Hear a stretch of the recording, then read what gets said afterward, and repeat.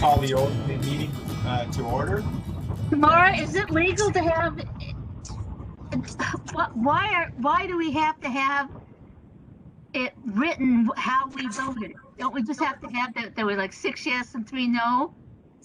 Well, I don't know. I'm just taking what Your vote. You have a legal right to vote however you want without having anybody. My understanding was that we have to do roll call voting. That's the term that was used. Am I interpreting it wrong? Mary, go ahead. We have to have a roll call vote so there's no confusion about how many people voted a certain way. But the minutes can say there were. The minutes can, I think the minutes, and Melissa might know as well, the minutes can say there were like this many yeses and this many nos, but you have to go through and individually ask each person. Yeah, but we don't have to keep a record of who voted for, who voted how, right? We just have to have like the numbers.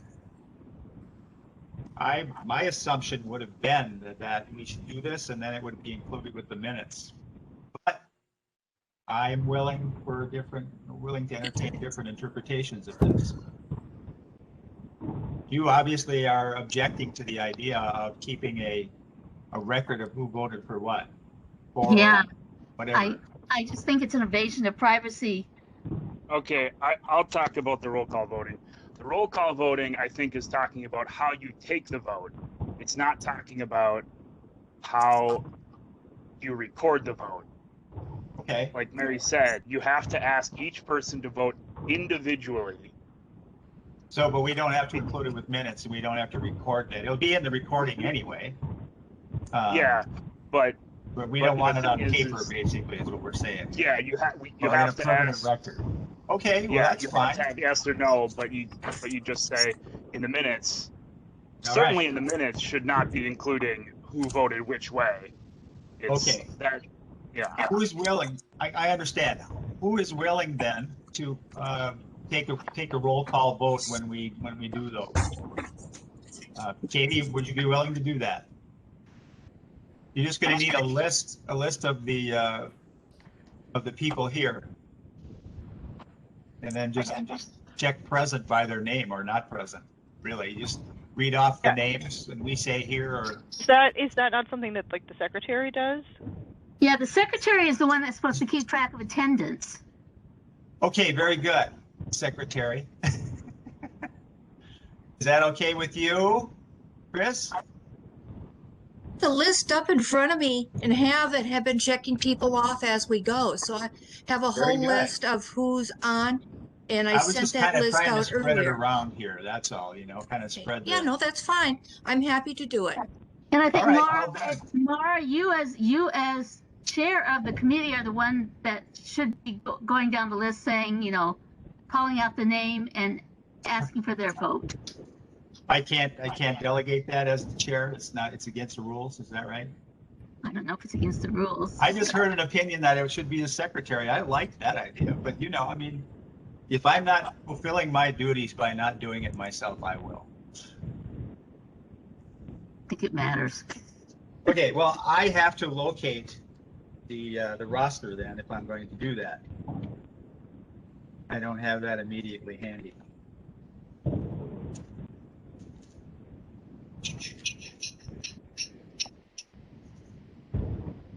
On school board, we typically do have the secretary do that role so that the chair can manage. Yeah, can we just do it? Can we just have the secretary do it tonight, and I will do it from this day forward?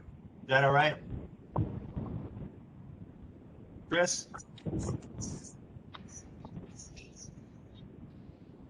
Yes, I'm happy to do it. I wasn't sure if I was on mute or not. Like I said, I've got a number of screens up, and I'm from home, and I don't have multiple screens, so I'm doing it with a laptop. So you'll have to bear with me, please. Oh, that's fine. Does anybody object to doing it that way this time without taking a vote? I think, are we okay with that? I don't remember your name, the person who is. No, it's Michelle. Michelle, yeah, because you're identified as an owner on the screen here. I don't know why they do that, because I click into the join the meeting that Susie sends out and it keeps showing up as owner. I don't know why. Is there anything you can do about that, Susie? No, unfortunately, I don't have control over your accounts. I So found out you individual- have to do it before, when you sign in, on the upper right-hand side, there is a place where you can change your name and you can change your background too. Michelle, I can talk with you about it later. Yeah, let's cover that later. Let's Let's figure move it out, on. Let's get going into the agenda. And the agenda is to take the roll call. So Chris, can you do that?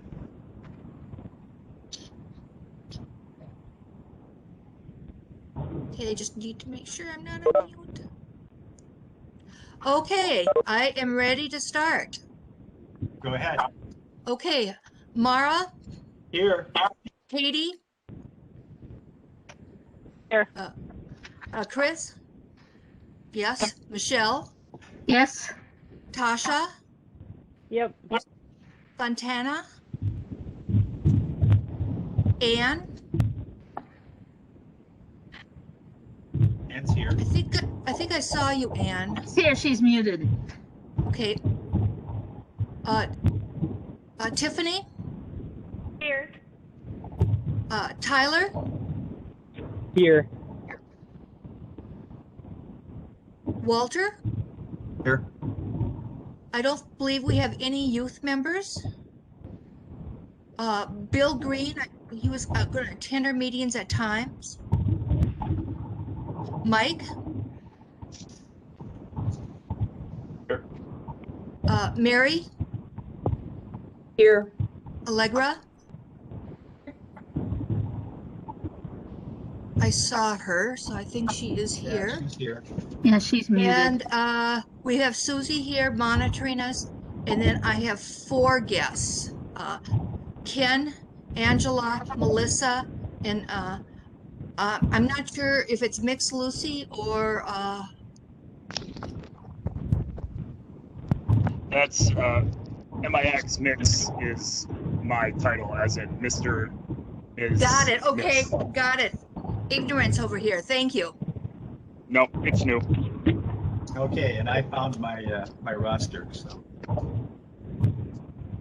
and the first item after attendance. Are you completed? Are you done, Chris? Yes, I am. Okay. Next item is the approval of the agenda. So roll call vote again. Ann Flake? Yay or nay? Everybody please unmute for now.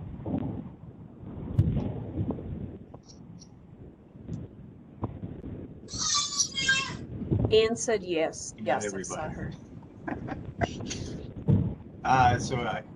Ann, are you A or nay? Not hearing you, but it looked like you said a yes. aye. Yeah, Yes. her audio's not working. Okay, I'm a yes. Tiffany? Hello? This is working great. Tiffany, can you hear us? Remember, there's a chat feature too if your microphone isn't working. Okay, let me open that.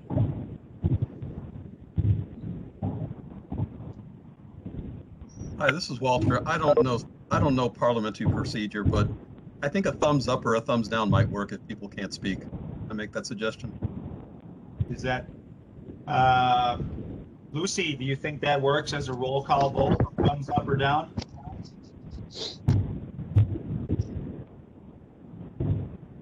Yeah, I would, yeah. Okay. So long as you Well, can you're gonna have get to have an a camera on for individual. that though, obviously. You Yeah, know, as if I long can't as see you your get an face, I individual can't see your answer. thumb either. Michelle, Yes. Tyler, Yay. Chris, Yes. Katie, Yes. Walter, Yes. And Valentia is not here, is that right? Tasha. Yep. And are you voting, Mary? Do you vote on this? You do not. Does anybody else vote? Mike, do you vote? No. Or Allegra? No, I don't think so. Just the members of the commission vote. Okay, so we're good, and that's unanimous. The agenda is approved. And then we got to do the same thing for the minutes. Does everybody, somebody have something to say? I would like to see the minutes, the members who were at the last meeting, make sure that those get included on the March minutes. Will do. Thank you. It'll be added. Thank you. With that, I'm fine with it.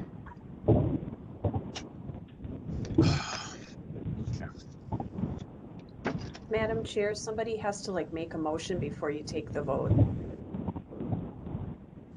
I move to accept the March minutes with the addition of the attendees' names. Do we have a second? I second the motion.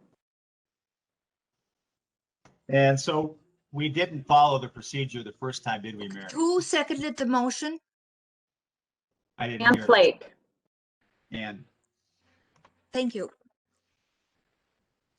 okay, so I was supposed to entertain a motion and get a second before the roll call vote on the approval of the agenda. I didn't do that.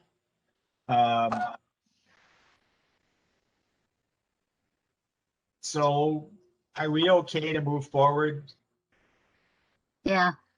Yeah, Yes. good. And we just did a motion and a second on approval of the minutes. Is that correct? Yes. Very good. And Flake, Yes. yay or nay? Yay. I'm a yay. Tiffany, Yay. Michelle, Yay. Yay. Tyler, Chris, Yes. Katie, Walter, Yes. Tasha. Yep. The ayes have it. Okay, the next section is open for public comment. I don't know that we have anything there. If anybody here has a public comment, so now's the time. Otherwise, we'll move on to the reports. Anything? I'm going to say that's a no. All right, the first report would be mine, and basically it's just that I attended the inclusion training last week. I attended the meeting protocol stuff yesterday. I met once with the small team that we have for the conversion therapy band. And we're moving forward tonight a little bit with that. That's pretty much it for me. Katie, do you have anything? I do not. Okay, Chris, as secretary, you got a report? I just would ask that people, when they make a motion, to say your name and if you're doing the motion, and second, it's really hard to take notes and see who's talking, so that would be much appreciated. I'll try to keep an eye on that too. Okay, and then liaison reports. Allegra, school board. Do you have anything for us? Allegra? Yes, I do. Sorry about that. Yeah, no problem. So I wanted to update you all on the equity policy work that Richfield is doing. I know that a few months ago, this committee read the first draft. Since then, we've gotten feedback from over 750 students in middle and high school, which is really remarkable. And we've also gotten feedback from many community members through our family associations and Safe and Supportive School Committee. And we'll do at least one more reading before passing. So I'm also happy to share that policy via email if folks would like to read the updated version. There have been some, I think, really strong edits and enhancements, if you will. And then the other thing recently that we discussed at the board meeting last night that I think is at least connected to human rights in terms of like COVID relief. We are working on a policy that will be up for approval at our next meeting regarding graduation requirements. Currently, Richfield's graduation requirements are higher than the state requirements, and many of our students are in jeopardy of not graduating. So we discussed all of the reasons why graduation and that diploma is so vital to students' future earning potential and health, etc. We are going to reduce the elective requirements to the state minimum, or yeah, excuse me, the state minimum. So that will help about 30% of our seniors, and it will be for 4 years. So any students that are credit deficient in their electives from 9th grade to 12th grade will have this sort of bump. And I think for me personally, I just think our students have learned so much this year that we can't quantify in all of our classes. And I think this is a good recognition of the, the SEL and the family and consumer science and the complex problem solving and all of the stuff that students have learned this year, how to do digital learning, etc. So that was the other piece that I wanted to share with the group. And I'm happy to answer questions. I did want to let you know that I have to go to another meeting that I'm presenting at 7, unfortunately, but I will check in on the minutes to stay up to date. But any questions about the equity policy or the graduation policy? No, but if you want to share that with me through my email, I have a created group for this commission. Oh, fantastic. Pass it on. So wonderful. Go ahead and do that if you like. Thank you, Mara. Okay. Yeah. Thank you, Allegra. Next up would be City Council. Mary, do you have anything for us? Yes, I have 2 short things. There was a mention in the past about the new city website and the accessibility on it. And if you go to the lower left corner of any page on the website, there's a purple circle with a person on it, and it's called an accessibility widget, and you can adjust everything to make the font size bigger and do all kinds of different things. So just be aware to look for the little purple circle in the lower left corner when you're looking for accessibility features on the website. And then the second one, I'm going to be a cheerleader. Some of you may have gotten a postcard in the mail. They are, MnDOT is taking feedback on the 494 project, and there's open houses going on. So if you go to www.494openhouse.com, you can get more information. You can find it on the website, but they're looking for feedback from people that live in the area, and we want to make sure everybody's voice is heard. And there's a number of things, like they're adding some pedestrian bridges so that it's more accessible, and also that if people are riding bikes or walking and not relying on cars, they can get across the freeway and it doesn't divide Bloomington or Richfield. So that's all I have. Thank you. Okay, thank you, Mary.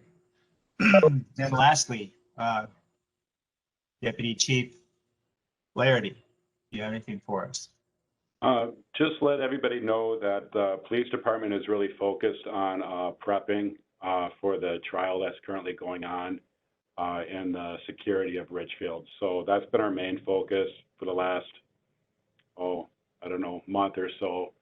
But anticipating that the verdict, whichever way that goes, could be a catalyst for civil unrest like we saw last year.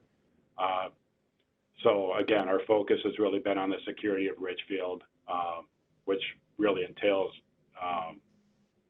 when that verdict is read to be prepared for that and have the additional staff on duty to deal with whatever we encounter at that time. So just so everybody knows, we're prepared for that, and hopefully we have the same type of success we had last year.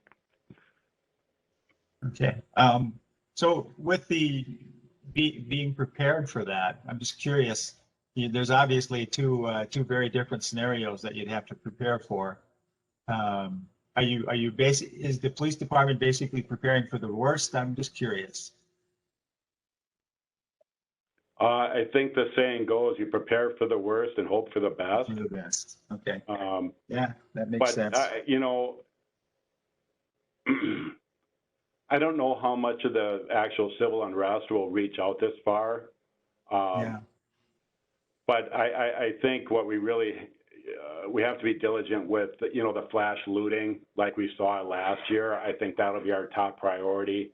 But if there is any kind of civil unrest, I mean, 38th and Chicago isn't really that far from Richfield, but we'll be prepared for that too. Okay. All right. Thank you, Mike. Yep. All right. The next item is new business. And if we don't mind, I'd like to shuffle that and do the conversion therapy ban presentation third here. And go ahead and whoever's got, I don't know who's here in attendance. Mara? Hello. Mara? Who is Mara, that? this is Michelle. This is Michelle. Can I ask Yes. Deputy a quick question? Go ahead. Regarding the Vets Park fire last weekend, how much damage did that do to the park? It looks like it was on that back side. There were no park buildings or anything damaged. So it sounds like I don't know, cattails. I mean, it seems like it was pretty remote, but none of the park buildings are damaged. But the basic infrastructure of the park is still pretty good. Yeah, I don't know if they closed down that walk bridge back there or not. I guess I haven't been back there. But yeah, like I said, no buildings were damaged. And no idea yet how it got started? They don't. Okay. Okay, thanks. Yep. Okay. So like I said, I'd like to do I've got 3 items on new business here. And I'd like to do the conversion therapy ban presentation third instead. And I don't know, Susie, call me. Do you know if we've got anybody, or Mike, about the Just Deeds project that wants to speak to that? Yes, we have a city employee, Melissa, is here, and she has a presentation. Okay, very good. Melissa, take it away, please. Thank you. For those of you that don't know, I'm Melissa Paleman. I am the Assistant Community Development Director. So most often, if you see me around, it's been presenting to the Planning Commission or the City Council or the HRA. And thanks for having me here to talk about Just Deeds a little bit. I'm going to share my screen here. I'm going to talk about, just a second here, I can't find presentations and talk at the same time. I'm going to talk a little bit about discriminatory covenants in general, talk about their prevalence in Richfield, and then talk to you a little bit about the Just Deeds project and our assumed participation in that. So for those who are not familiar, I just wanted to cover what discriminatory covenants are. They're essentially an agreement that's in a property deed that says that people of certain races or religions are forbidden to own that piece or occupy that piece of property. It's an agreement that exists in the deed to the property, and so it runs with the land. And that phrase means that it stays with the land through transfers of ownership. So I'll go through a couple of examples here so you can understand what they are. In this example, it says that no persons of any race other than the Caucasian race shall use or occupy any building or lot, except that this covenant shall not prevent occupancy by domestic servants or of a different race domiciled with the owner or tenant. So this is something that when you buy your property and you go through all of the details of your title, you might find something like this. Here's another example. No person of any race other than the Aryan race shall use or occupy any building or lot. This is one that we see often in the Twin Cities.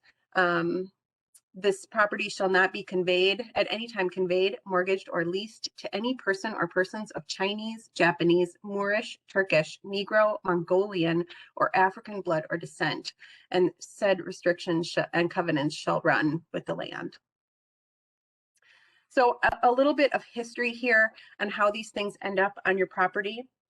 Zoning came about in the early 1900s, and I apologize for those of you that might have seen the Just Deeds presentation last month. Some of this might be a repeat. But zoning first came about in the United States in the early 1900s. The main purpose was to separate incompatible uses. So think about industrial uses next to residential uses, preventing things that are stinky and polluting and that you don't want to live by, making sure that you separate those things. There was also a contingent, though, that decided that zoning would be a good way to, quote unquote, protect property values by preventing undesirables in certain neighborhoods. So in the early 1900s, zoning codes started to include explicit language regarding race and religion. At the same time, you started to see restrictive covenants, like I just talked about. Now, as I mentioned, those are attached to specific individual deeds for properties. So in 1917, the court case that's referenced here in the slide, the Supreme Court struck down racial zoning as unconstitutional. It said you cannot have this in your zoning code, but restrictive covenants were left in place. So on the one hand, the federal government is saying you can't restrict property ownership or occupancy by race. But then, as part of the New Deal, which I'm sure you're familiar with, it's the slate of policies and programs that came from the federal government to help the US come out of the Great Depression. One of those programs was through the Federal Housing Authority, and they offered federally backed housing loans to help promote homeownership. But those loans were available only to white people. And not only that, the FHA also created a series of maps to assess where they should back those loans. So they mapped cities and they drew red lines around neighborhoods where the predominantly people of color lived. So this is where that term redlining comes from. There were actual red lines on maps that said that these areas were too risky to back loans in. So on the one hand, the federal government is providing opportunities for home ownership, but they're only providing it to whites. And they're deliberately causing disinvestment in neighborhoods of color and segregating people. They're saying white people should not get loans where people of color live. They should live in other places. So again, this is a federal program and policy that is helping whites and hurting people of color. And that essentially happens again with the GI Bill. I know that my family was able to buy a home using the GI Bill. And while that bill did not explicitly say that loans, homeownership loans, could not be offered to people of color, there were those redlining processes were still in place. Banks were still following those. Attorneys, real estate agents were still steering people away from certain areas and into other areas. And then financial institutions were just plain out not offering loans or backing loans for people of color. So this became so socially acceptable, the placement of these racially restrictive covenants and these practices, that in 1937, a magazine awarded 10 communities a Shield of Honor for restrictions against the wrong kind of people. And by 1955, there were discriminatory covenants recorded against over 23,000 parcels in Hennepin County. So this map never wants to work for me. So I was going to try to share on the website. Here we go. One sec. This is a map by Mapping Prejudice. Can everyone see this? Yeah, okay. It's a time-lapse video showing racial covenants on properties in Hennepin County. So the Mapping Prejudice project is out of the U of M. It's a project that they started in 2016, and it was the first attempt to quantify and display the extent of discriminatory covenants in a particular geographic area. So they started with Hennepin County. And you'll see Richfield is down here. You see over time that a significant portion of Richfield is covered by these racial covenants. I'll just let this map go through one more time so you can watch. And the Just Deeds project that I'm going to talk about now is something that came out of this mapping prejudice project at the U. So I'm going to go back to my presentation here.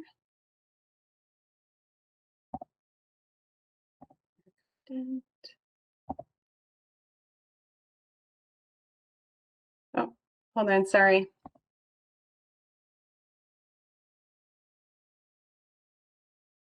Here we go.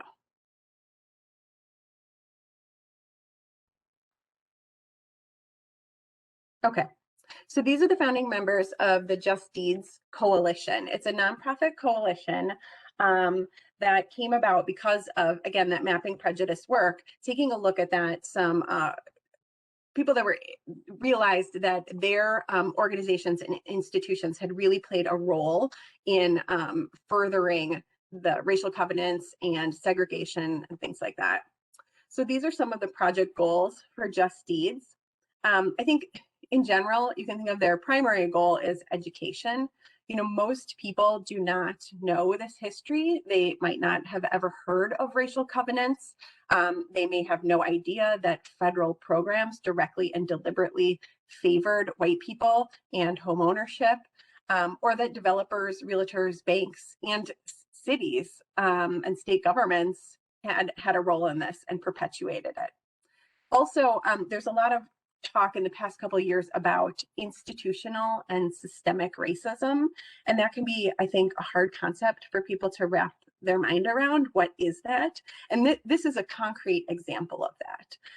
You know, individual actors in this might not have been racist, but the systems that they were participating in and the rules within those systems were deliberately set up to give white people a leg up. And the benefits of those boosts have just compounded over time. And then finally, Just Deeds wants to be a program that allows people to take action and to help others take action. And I'll get into how they are doing that and what services they would provide in conjunction with the city in just a sec. I wanted to give you a little bit more context on Richfield.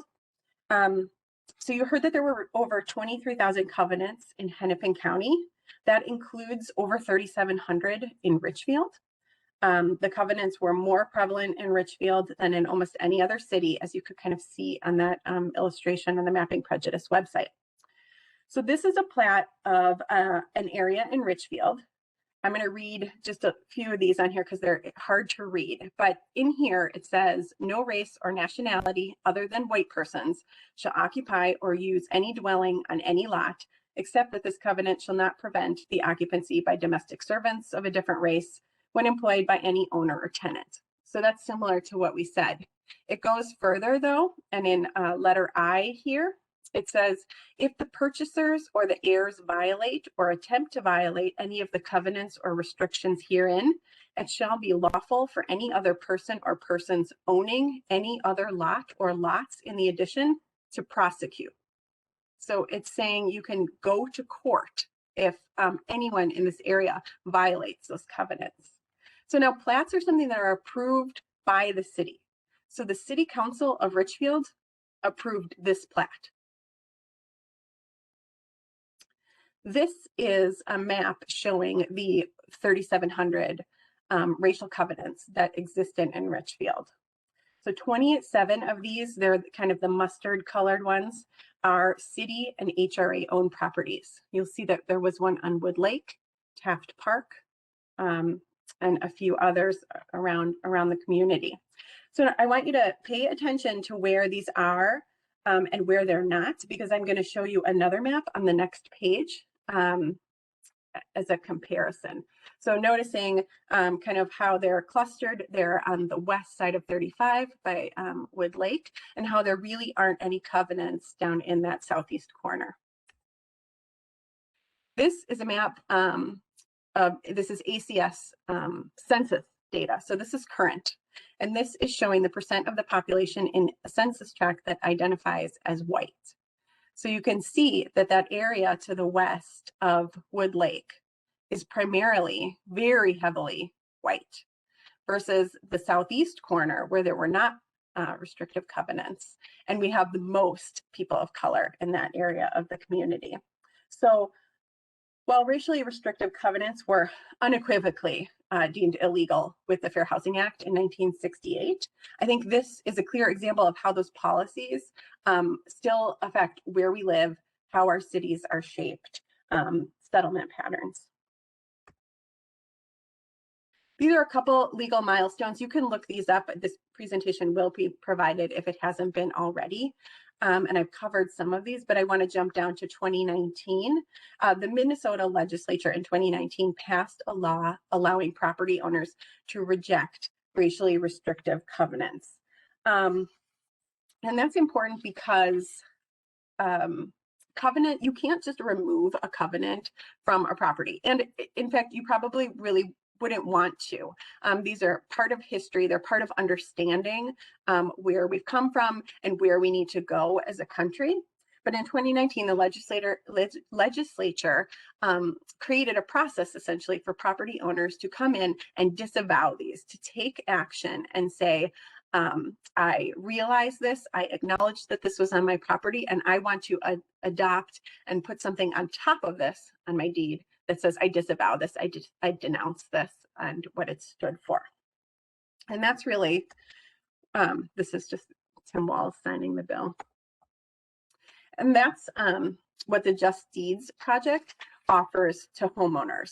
So I'm going to leave this here. If you'd like to talk about it, we can. Well, let's go through it actually. So this is why more about why covenants matter today. As I mentioned, they divided our communities by race, and you can still see those segregation patterns today. Covenants depressed homeownership rates for Blacks. Today in the Twin Cities, we have the lowest African-American homeownership rate in the country. They created obstacles to property ownership that made it hard for Black families to amass wealth. Today, the average white household in the United States has 10 times as much wealth as the average Black household. And I didn't get into it, but the GI Bill also prevented a lot of our Black veterans from coming back and taking advantage of the education components of that bill, meaning that combined with the fact that you're not earning equity in a home that you own, which it can be used to finance the education of your children. You can kind of start to see the way that this compounds and favors white people over Black people, people of color. Racial covenants provide a tangible example of structural racism, like I mentioned, and understanding these racial exclusions supports transformative policymaking. So getting into what the city would do in terms of participation, no formal action is actually required to participate. However, most communities that are adopting a formal resolution of support, and we're going to take something to the council next week on April 13th, asking them to do that. The council will commit to the Just Deeds mission and activities to support it.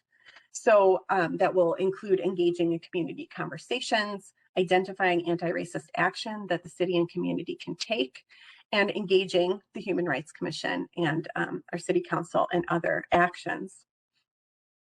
So the Just Deeds mission includes discharging covenants on city-owned property. That's one of the things that staff will be doing.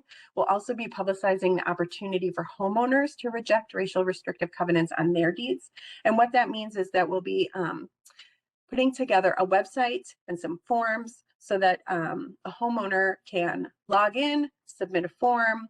We will, through Just Deeds, hook you up with an attorney who's working pro bono to help you explore the title work for your property, prepare any documents that would need to be signed to officially disavow this, and then help you record it. And Hennepin County is waiving recording fees for this, in this case. So this is something that between Just Deeds and the county and the city, we would be providing this service free of charge to residents. And then let me see. There are a whole slate of activities that our group is working on to help publicize this and have some conversations around this within the community. And we'd love to have your help. I understand that you're going to be perhaps discussing a letter of support that could be sent to the council along with that resolution. But in the meantime, that's all I have, and I'm happy to answer any questions. Melissa, I have a question. Mm-hmm. You mentioned that 2019 the law was passed that by the state that said the racial covenants is it that they could be ignored or they could be eliminated individually? It's a law that says that you can officially renounce them, that you can put something on top of your deed that says, I know that if you think of a property as layers, sometimes they talk about them sticks in the bundle. So there's a stick in there that says that there's a racial covenant on your property. You're putting something on top of it that says, I renounce this. That's what it's offering you. Is there a reason, maybe you don't know, is there a reason why the law wasn't written so that every time a title is transferred and it's noticed that there is such a racial covenant that it would just automatically be renounced?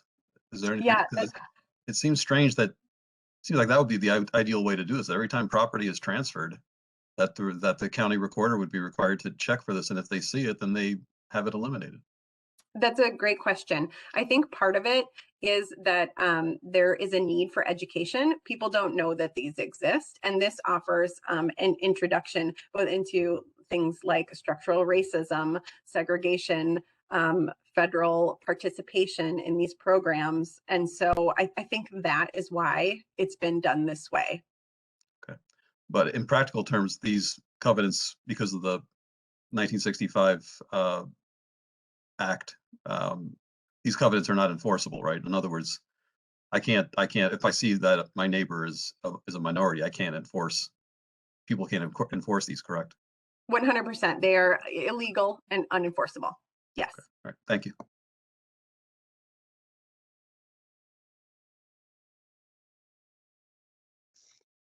I'd just like to add a little quick tip about your presentation.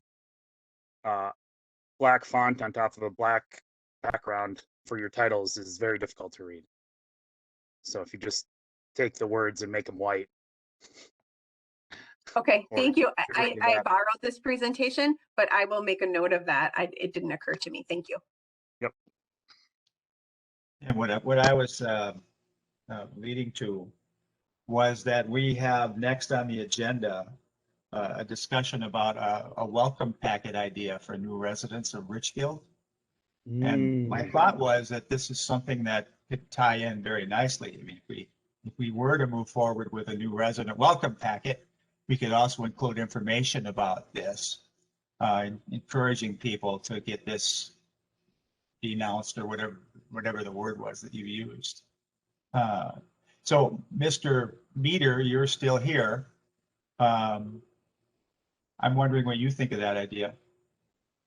I'm definitely here. That was a great presentation. I really learned a lot about the city that I grew up in. Thanks very much. So my name is Ken Meter, and I live on Humboldt Avenue. And I've been, my family's been in this house now for more than 70 years. And I grew up in Richfield, went to Richfield High, and the organization I work for now actually got its start 50 years ago fighting redlining in Minneapolis and St. Paul. And it's really wonderful to see that conversation taking shape in Richfield at last. A lot of my work right now takes me around the country working with different municipalities and citizens groups on issues of mostly food access, but also economics, local economics. And I also, I've noticed I've been sort of lucky that I feel fairly safe traveling when I do that work, because in general, Richfield's been a pretty safe place to be. But also, I lived for 20 years in Powderhorn neighborhood, which I really was a much more diverse place economically as well as racially. And I really had a wonderful experience with neighbors there where people really reached out to each other a lot. to try to make sure that we knew each other. We were kind of looking out for each other, trying to modify situations that came up with conflict and so on. And, during the civil unrest in May, folks in Powderhorn turned out 1,000 strong in Powderhorn Park one day when they talked with police and fire and noticed that the police and fire folks were swamped with all the activity going on, and the neighborhood actually had 1,000 people turn out for a meeting to talk about how do we protect our homes and how do we protect the neighborhood if we can't call police and call fire people because they're busy. And that's something that really I never even had a conversation with my neighbors about how do we be safe at the neighborhood level here in Richfield. And I think in general, I'm finding that a lot of the safety that I've taken for granted in Richfield is going away. And I'm actually quite worried, I look 10 or 20 years down the road, that I see a lot. I'm thrilled that it's much more diverse here. And we have, I think most of the races that Michelle identified that you couldn't sell homes to, we now have them on my block, and I'm pretty happy about that. But also what I notice is that people are sort of very much siloed in their homes too, and people kind of go in and out of their homes, they watch the TV, they get on the internet, whatever. And I don't see a lot of people reaching out to each other as neighbors. And I think that that's, my experience in Powderhorn was that when we had a cohesive neighborhood where people were watching out for each other, we actually were much safer than even a half a block away where people were not reaching out in that way. I don't see a lot of that happening. In fact, I've got several neighbors right now who really have no apparent interest or skill in just getting to know each other, getting to sort of having a reasonable conversation over the fence or having a chance to collaborate on something. I think people really sort of feel defensive, fearful. Pretty much, I want to go home, I want to do what I want to do, and I don't want to think about anybody else.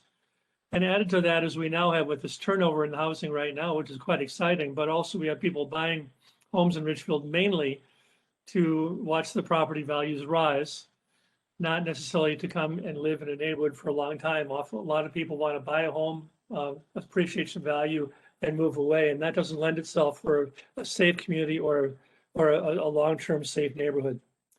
I've had some initial conversations with my councilmember Sean and Mike Flaherty, a little bit with Mara about this, and I think I think this is this is a big issue, and I think it's something that's very hard for any one commission in the city or even the city itself to handle. I'm not sure exactly where to take this discussion, but as people challenge me to think about something positive or something specific to be done about that, I thought of some friends of mine in Puget Sound area who have a welcome packet that they hand out to every new homeowner. And in their case, they live very close to a very fragile water system in Puget Sound. So they have a whole packet that includes, some gifts and some information about the community, but it also includes sort of ethic about, we'd like you to sign on to this ethic about protecting our watershed, the same way we ask people to not dump chemicals down the stormwater sewers here in Richfield. And I thought that was a very wonderful way to kind of set a tone for new neighbors by saying, we really care about the water. We care about each other. We care about you coming in and really having a moment when people first get involved where they feel like they're being welcomed and people are reaching out to them, but also establishing sort of an ethic about how do we live well together in a place when we're getting more sort of isolated technologically in many, many ways. So I think what I'd like to do is kind of get some people discussing how to make something like that happen in Richfield. I don't think it's something that I should be taking a lead as a white person, because I don't want to be creating the image that I want things to go back the way they were when I was young. That's not my goal. But I think it's important for some people across racial lines and across the diversity cultural lines we have in this town to really think about what is the ethic we want to put forward. And if a welcoming packet is one way to help that happen, that would be wonderful. But I think if we do a packet without a broader purpose in mind, it'll just be one packet that sort of gets handed out and often thrown away. But I think we're sort of in a situation where we risk having a lot more violence, a lot more neighbors attacking each other, or just kind of acting out with each other in the next 20 years if we don't start some activity now. The results in Powderhorn came because people have been working for at least 50 years to build strong community there. It's a long-term, slow effort. It doesn't happen on one election cycle. but I think it's really quite important to do. So that's really what I wanted to say. Thank you very much for giving me some time to air my concerns, Mara. And I just really want to be here for any questions or discussion that you'd like to have about that concept. Well, and the question I had initially was, what did you think about the idea of including information? If we were to go forward with some kind of a welcome packet, if we source out the funds, that we probably need some money for that. What do you think about the idea of including that information and encouraging people to take care of the racial covenant issue when they move here? Or I don't know. Maybe that's at the wrong point of the situation. I mean, maybe people already moved into their house before we get a welcome packet to them. What would be the timing of a new resident welcome packet? Let's start with that, I think. Well, and I think there's a number of issues we could put in there. And I wouldn't want to say, it should only be the covenants. It should be a lot of issues besides that. And I think, Sure. Basically saying we're a community that's wrestling with the covenants and trying to overturn those. That's a very good, positive way to move forward. And it also helps send a message to a new resident who's bought a home that there's some people caring about that. That sounds wonderful. I think the timing has to be after someone moves in. You really can't do that before someone buys and before they occupy the place. But I think part of the beauty of this would be for someone to really reach out, not just necessarily drop something off on the front doorstep, but really start a conversation and say, we're really happy you're here. This maybe something could happen on neighborhood or a ward level where people really sit down and say, we want to welcome you and we want to start a conversation. We also want to get you talking with people who live around you and creating some ways for that to happen. I think the conversation is more important and the building the trust is more important than what we say. Okay. So even if the information like the racial covenants came to a packet, came to a new resident through a packet after they moved in, it would be obviously too late to do something about their own deed if they didn't find out about this for that. It would still be valuable then for people to know about it, and they could spread it around in the community, in the neighborhood. Melissa, please. Chair, you can do this at any time. It's not just during your property transfer. So all of you on the commission, I would, I'd encourage you to look at the maps on Mapping Prejudice. And then once we have our website going for the city, we'd be able to help you figure out if there's one on your property now, and you would be able to renounce it now. You don't have to wait until there's actually a transfer of ownership. It's just a document that gets recorded at any time. Okay, and I think that the council or the commission would be most happy to fashion a letter of support for this effort. So I don't know who's going to do that yet, but we'll get to it. Mary. Since the meeting is coming up, would we have to take a vote tonight to say that we supported it? Is that the procedure we would follow? What's the opinion on that? Yes. Opinion is yes. That's all right with me. I mean, we can do that. But we're voting on a letter of support. But we also, I think, I want more discussion on this welcome packet and what we might include in that. I think we should toss around some ideas, and maybe somebody here is interested in running with that idea. That's kind of what I'd be hoping for. Go ahead, sir. I had two questions. One back to Melissa. Melissa, do you have a sample letter that the commission could use to help draft its own letter to make sure that we have the information in that your group needs? Yep, I can certainly look to see if there is a sample letter. I guess since the meeting is coming up so quickly, my recommendation would be that at this time you at least do a roll call vote, a voice vote to indicate your support. And if we do not have a letter in place in time, because you won't meet again before that meeting, then we could at least report to the city council that you perhaps unanimously supported this project and this work. Sounds great. Okay, so I'll entertain a motion to support this effort. Do I hear a second? Make the motion. You make the motion? I'll make the motion or second, whichever. A second. Chris, did you Okay, get those? okay, I Katie, got sorry. the motion, but I didn't get who the second was. It's Katie. Hi, thanks, Katie. All right. Ann? Yes. I'm a yes. Tiffany? You there? She said, she gave a thumbs up. Okay, sorry. Michelle? That's a nod. Tyler? Tyler, are you there? I think Tyler must have left, maybe. Chris? Yes. Katie? Walter? Yes. Bunty is not here. Tasha? Yep. Okay, so that passes. What do we do now, Melissa? What do you need from us? I don't think I actually need anything else. If you would like to submit a letter of support in addition to this, I'll look for one and get it out to you, Chair, tomorrow. I'll try to do that. Otherwise, I think that this is probably enough for us just to report to the City Council that you unanimously supported this.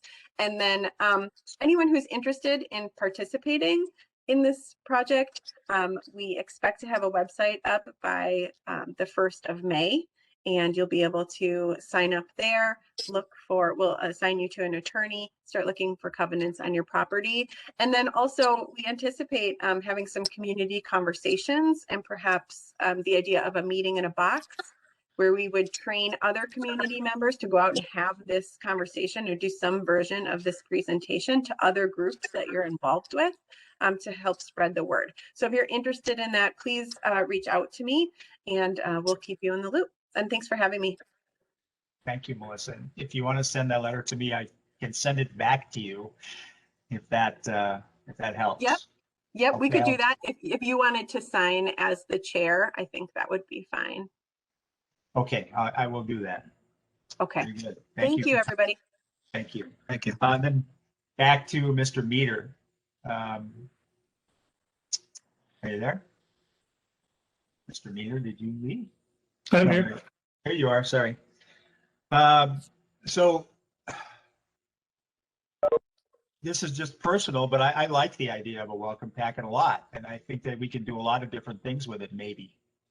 But it is something that's going to need, we're probably going to need some funding for, I think, because there's going to be materials that we'll put together to hand out.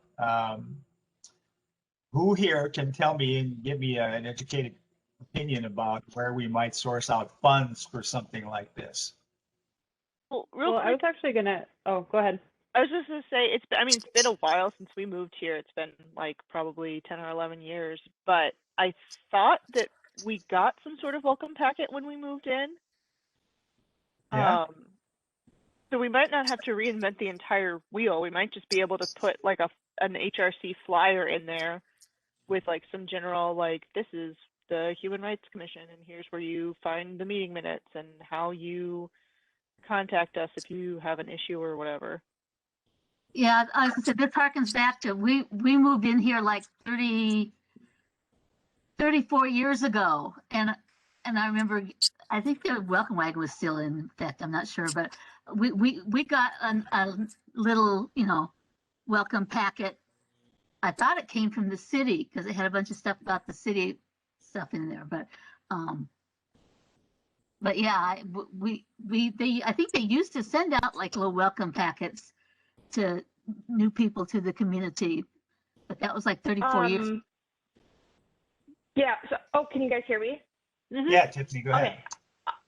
Okay. Me and my husband actually, we moved into our home in April of last year. We're actually hitting our first year next week in our house, and we received like a packet from the city, and it was like a welcome packet, but it more had like resources. So it had like where the electrical like line number was, if we had like any questions on that, or if we had it was very kind of rigid. I'll see if I can. I'm actually right now in Arizona at my brother's house. for the week, but I'll go back home and see if I can like pull it out. I think we might have put it like shuffled it in like a safe or something with our homeowner stuff. But I would think if we would want to like see, or if we would want to do something with it, I think something would be more fun would maybe putting like local restaurants or like a fun like insert that has places that people can go. Like I didn't know when I moved here like where Veterans Park was, or that we had a farmers market like on the weekends and like all of that stuff. And now me and my husband every summer go to the farmers market. So I think maybe putting some of those great community benefits that we have in Richfield maybe in that, like as an insert, as you guys were saying, or even having like just a piggyback packet after that would be maybe a good idea.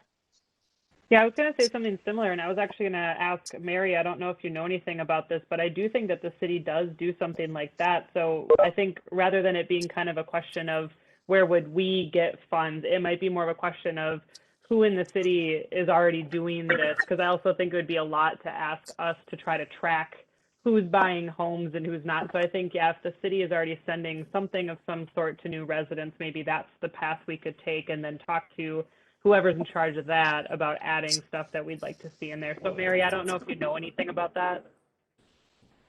I honestly don't. I think we could probably find out though. Yeah, that'd be great if you could, Mary.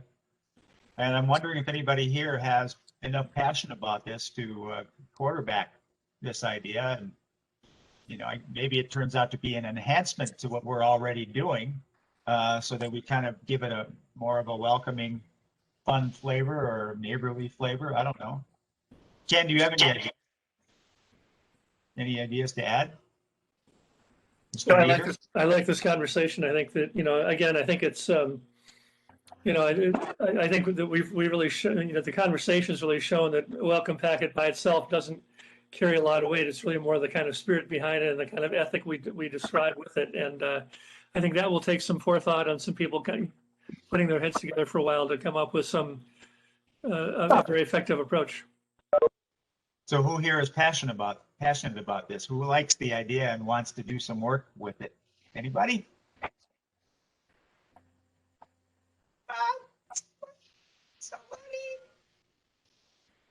Okay, I'll say something about it.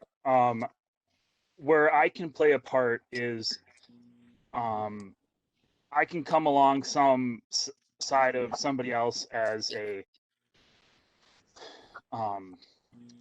teammate when it comes to something like this, because me being autistic, I have a very great eye for editing and proofreading and stuff.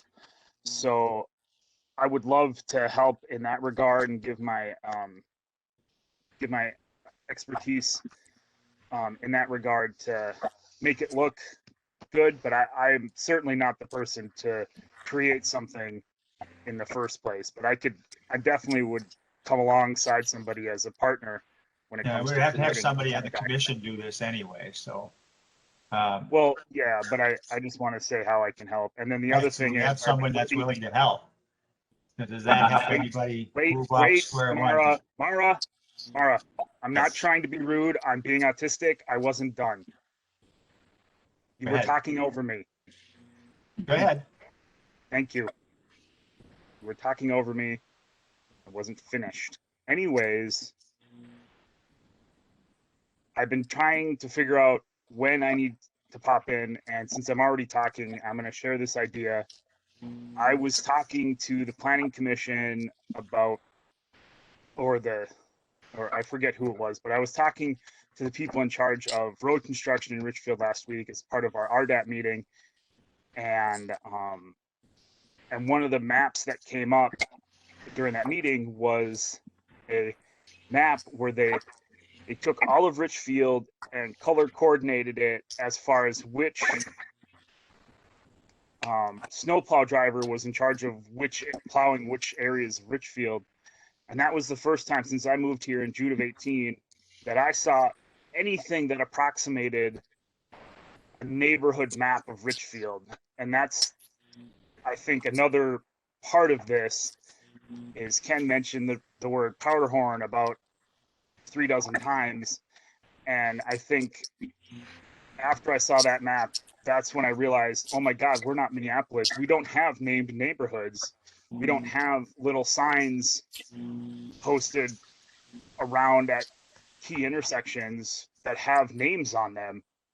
And that kind of took me aback. And so I think that's, along with this welcome packet, that needs to be another idea we need to work on, is putting forth the idea with city staff and with the city council of coming up with some sort of plan or some sort of something we can propose to the public about that we're interested in naming chunks of Richfield and having some sort of formalized naming, so that gives people kind of ownership over their neighborhood, is that I'm not just from Richfield, I'm from wherever in Richfield. I have a more specific kind of identity than that. And so I think that's another part of this, is that Minneapolis has named neighborhoods and stuff. And when I realized Richfield didn't, I was kind of a little saddened, to tell you the truth. So I think that's the other part I just wanted to suggest, was that we continue to discuss naming the coming up with some sort of map, at least, of suggested neighborhoods, and then that would have to be opened up to the public. Or what should the names be? But that's down the road. But yeah, definitely having named neighborhoods like Minneapolis is definitely something I think we definitely need to do to kind of facilitate community conversation.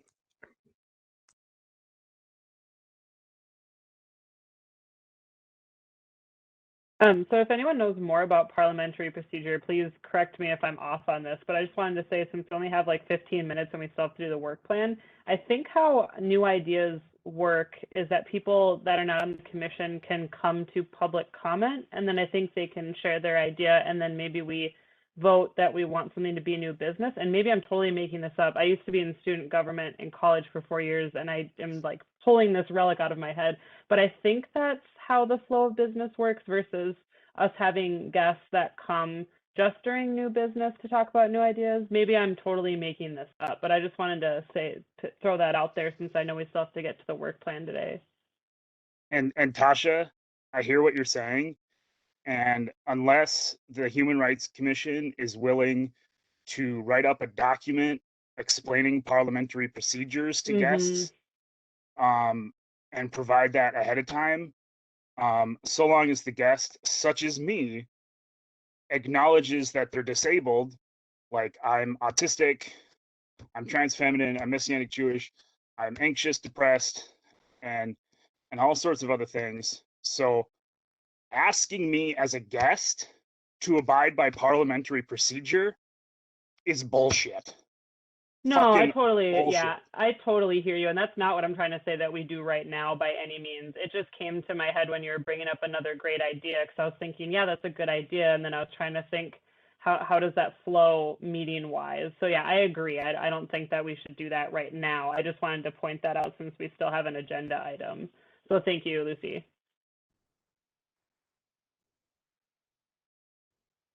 Mari, you're muted. We can't hear you. Okay, I didn't mute myself, but actually I meant to ask Susie. Susie, are you there? Still here. I forgot what I was going to ask now, actually. Yeah, no, I mean, no, I don't.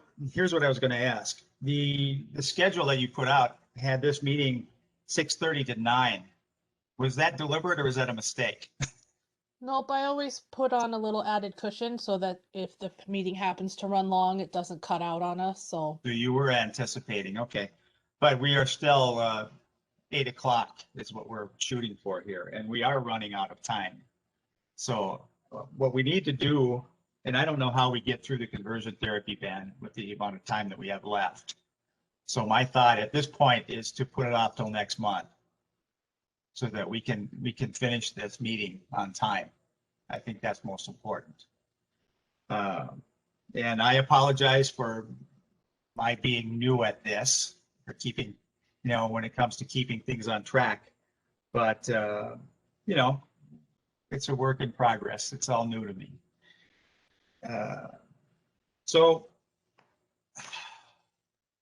But getting back to the welcome packet, we didn't have anybody interested in working with that idea?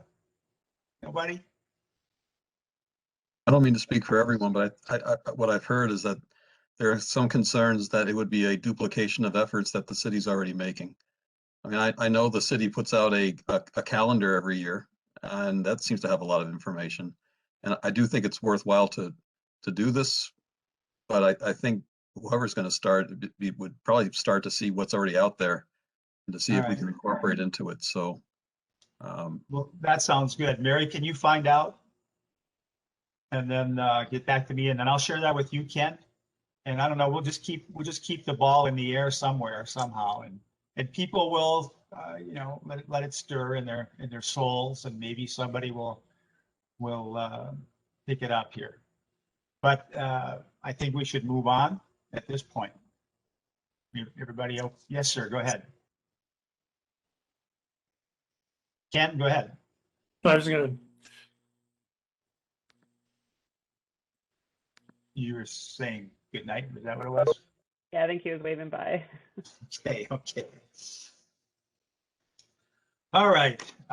Since it's now 13 minutes till the end of time here, one thing we can do, I think, Susie, can we let's just do a real quick run through of that presentation. I think we can do it in a few minutes, just to have a look at it. Okay, give me a couple seconds to share my screen. I'll have it up for you shortly. Thank you. And you just tell me when you want to flip to the next slide. Yeah, that sounds good.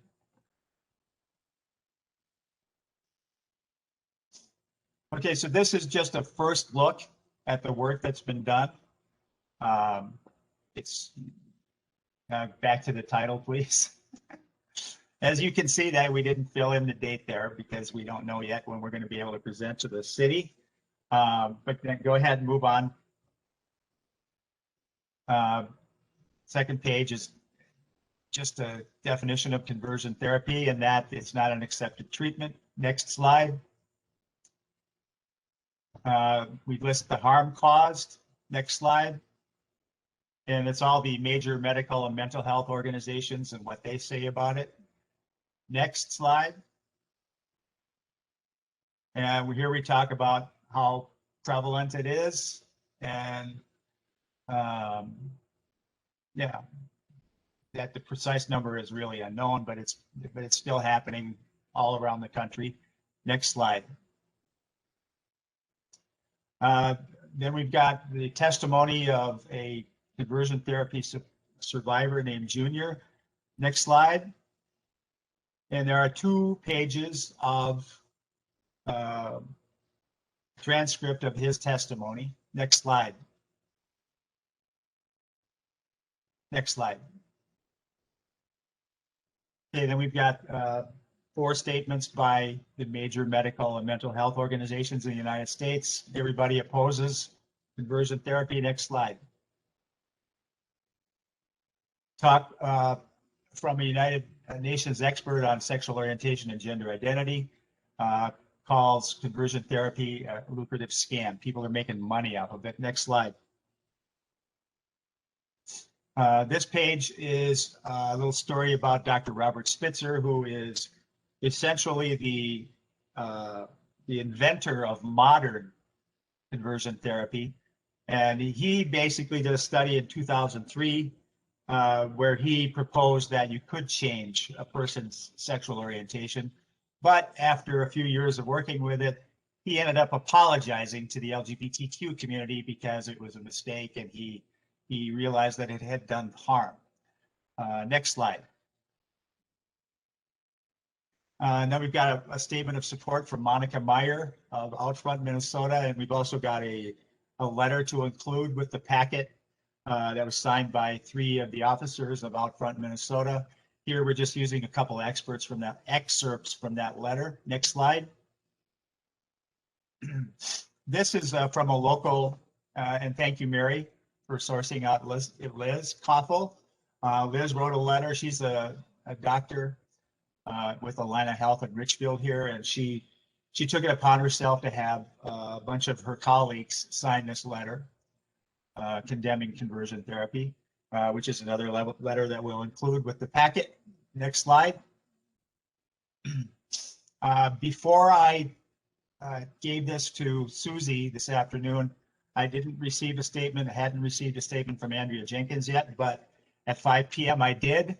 It's very brief, but I do have something to load into there. Next slide.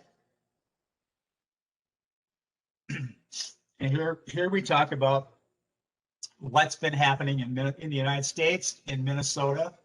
And currently there are 8, actually Bloomington will make the 8th city in Minnesota that most likely will ban conversion therapy. And there are a couple of resolutions and proclamations in 2 others. So we're a little bit behind compared to how we did with the gender inclusion policy here in the school district. Next slide. The reasons why we need to act now. And Deputy Chief Flaherty, are you still there? I am. You provided a copy of Golden Valley's proclamation, which is just, basically a letter saying we don't like it. We're after an ordinance that actually bans the practice. And that proclamation was just one example of a possible outcome. Right. I am in possession of the ordinance that Duluth passed.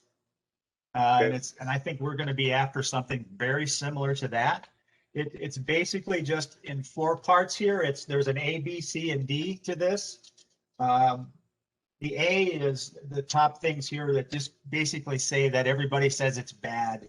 So we find that it's bad as well. And then below that, B is definitions of different things. There's a definition of conversion therapy, a definition of gender expression, a definition of gender identity, a definition of a minor, a definition of a licensed provider, and a definition of sexual orientation. Section C is what's prohibited, and it's a very simple statement. It shall be unlawful for a provider to provide conversion therapy to a minor. Except in Richfield here, we're going to look to add vulnerable adults to this as well. And then the last one, Section D, it says violations of this section are punishable by fines of not to exceed those set in accordance with Section 31. I don't have a copy of what the fines are, but we're after fines. We're after civil penalties for doing this. And we're only aiming at licensed providers. And as I said earlier, we're going to include vulnerable adults. So it's just anybody who doesn't have legal say-so over their lives. Next slide, please. So this just basically covers what I just said. Next slide, please. Next slide, please. These are just references that back up the things in the slides. Next slide. Next slide. I think that's it. Oh yeah, we just added a place for people to call if they're in a crisis here, an Outfront number. So that, with 6 minutes to go, is a quick look at the conversion therapy ban that we're working on. If anybody wants to, in the short time that we have left, make a little comment, please go ahead right now. Anybody? I just want to say great work putting that together. That was really great. Yeah, I'm sorry that you missed the last one. I think we've got to do, and one of the other things that I learned when I attended the thing last night about meetings was that it is okay for little groups to meet about things like this. So I think we're gonna need to have something else happen that includes you, Tasha, because I did put your name on the title and everything. So we'll try to call another meeting about this before the next Human Rights Commission meeting. And back to Mike. Go ahead. You say that you want us to, if we want to advance this cause, you want us to submit a summary of why this ban is important to the community. Now, can you just nail that down a little bit more for me? What are you looking for? Just a letter? I think what our goal here, or the HRC's goal would, if this group wants to move forward with this, I think the ultimate goal is to get it in front of City Council in a work session. So if this group wants to move forward with this, I would need something to just a summary of what we're looking at. Maybe this slide presentation condensed down to a summary, something that I can give to city staff that they can present, and then try to get that on a work session with the council where you could present this information to council. Okay. Well, and I'm thinking that we'll just do some more work on it this month or up until the next meeting, and then present the revisions, whatever changes are made. To this group again? Yes, and then that's when we'll take a vote on moving forward, I think. Gotcha. How's that sound, everybody? We looking good here? All right. Well, good. In that case, the last item on the agenda was unfinished business, and that's really just was time for the work plan. And I think the only thing that we need to do about that right now is Chris has volunteered to be the keeper of the work plan as the secretary. Are you there, Chris? There you are. Sorry. And so that's really all we have regarding that right now.